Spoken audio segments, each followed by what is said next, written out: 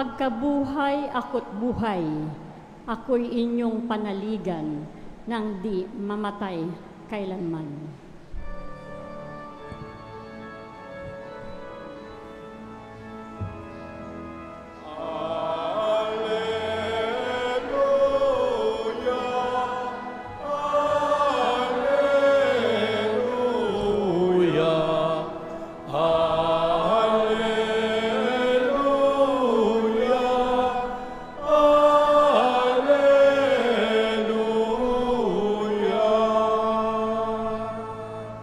Sumainyo ang Panginoon. At sumayo rin. Ang mabuting balita ng Panginoon ayon kay San Marcos. Papuri sa iyo, Panginoon.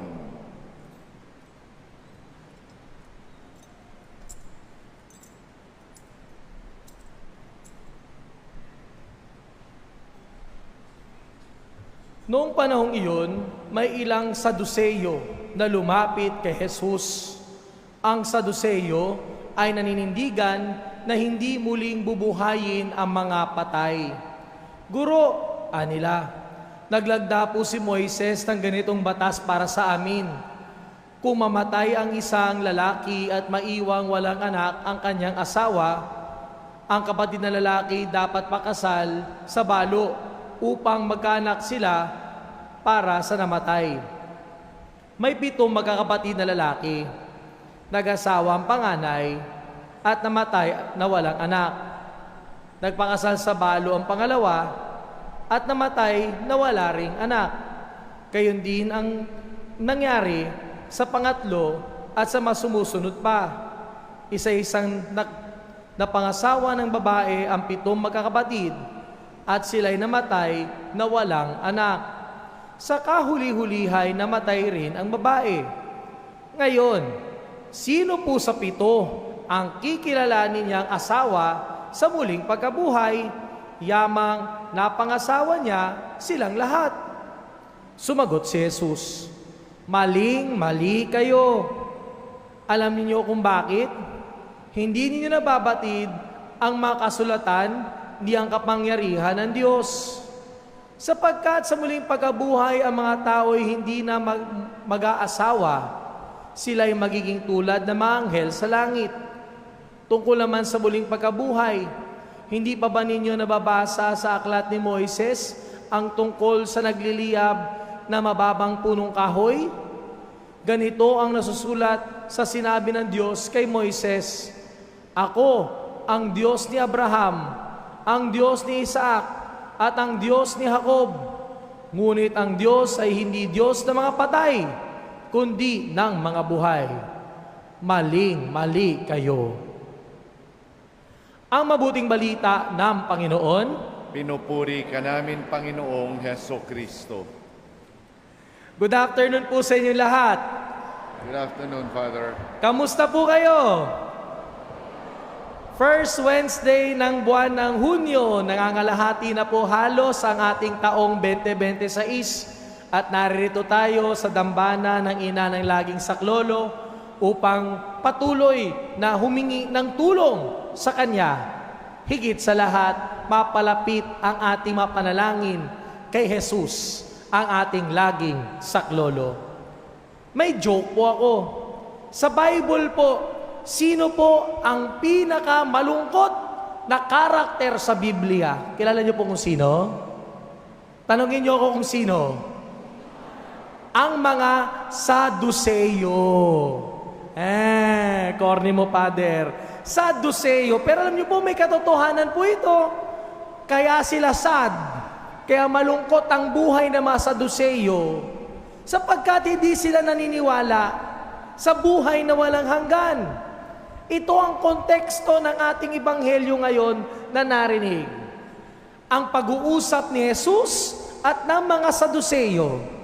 At sa pagninilay po natin ngayon, 3 letter E. Madaling tandaan. Nang maintindihan natin ang aral ng pag-uusap ni Jesus at ng mga Saduseyo. Unang letter E, error. Ano po yung error o pagkakamali ng mga Saduseyo? Nabanggit na po. Una, hindi sila naniniwala sa buhay na walang hanggan. Hindi sila naniniwala sa pagbangon mula sa kamatayan. Pangalawa, naniniwala po sila na ang kaligayahan ay matatagpuan lamang sa mundo. Ang tunay na saya mahahanap lamang sa mga material na bagay.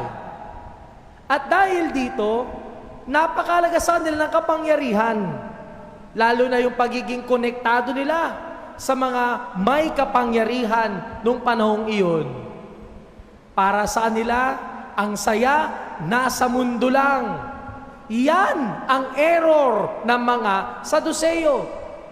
Ano yung pangalawang letter E? Eternal.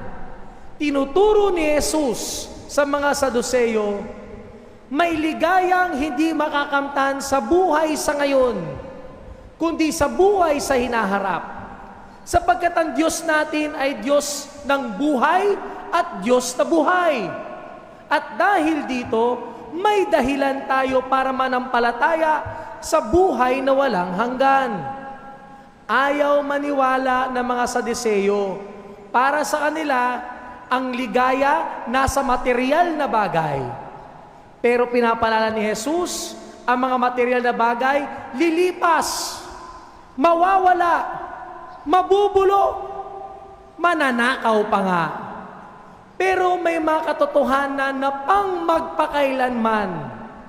Katulad ng mga espiritual na katotohanan. Katulad ng mga relasyon. Katulad ng ating ugnayan sa Diyos. Katulad ng mga kabutihan. Katulad ng pag-ibig, pag-asa, pagpapatawad, mga bagay na hindi material. Pinapaalala ni Jesus, dito sa mga Saduceo na hindi naniniwala sa buhay na walang hanggan, may mga eternal na bagay. Mga kapatid, minsan po, para tayo mga Saduceo, akala natin ang saya nandito lang sa mundo. Akala natin ang ligaya nandito lang sa mga material na bagay na ating makakamtan, mabibilang, makukuha, makikwenta. Pero tayong mga deboto ng ina ng laging saklolo, alam natin na may mga bagay na hindi lang pansamantala, kundi pansamantagal, pang magpakailanman. Ano ang challenge? Pangatlong letter E, essence. Ano nga po ba ang essence ng buhay ng tao? Ang essence ng buhay ng tao ay walang iba kundi relasyon. Relasyon sa Diyos. Relasyon sa bawat isa. Yan ang tunay nating yaman. Hindi yung mga nabubulok, nawawala, nasisira, nananakaw. Hindi yung pansamantala, kundi yung pansamantagal. Kaya nararapat lamang sa pagpapatuloy na ating pagdiriwang, pagsumikapan natin ang mga bagay na pangmatagalan, ang mga bagay na pangmagpakailanman, hindi yung pansamantala na mawawala at masisira, kundi yung pansamantagal. Tatlong letter E, madaling tandaan. Sige nga, kung nakinig kayo, una, error. Sunod, at pangatlo, essence. Pinapaalala sa atin ng Panginoon, mag-ingat. Huwag tayong magkamaling kumapit sa mga bagay na pansamantala. Pinapaalala sa atin, may mga bagay na eternal pang magpakailanman. Kaya nararapat lamang huwag kalimutan ang essence, ang dahilan ng buhay natin. Relasyon sa Diyos, relasyon sa kapwa, yan ang dapat nating pagsumikapan na pangmagpakailanman. Amen.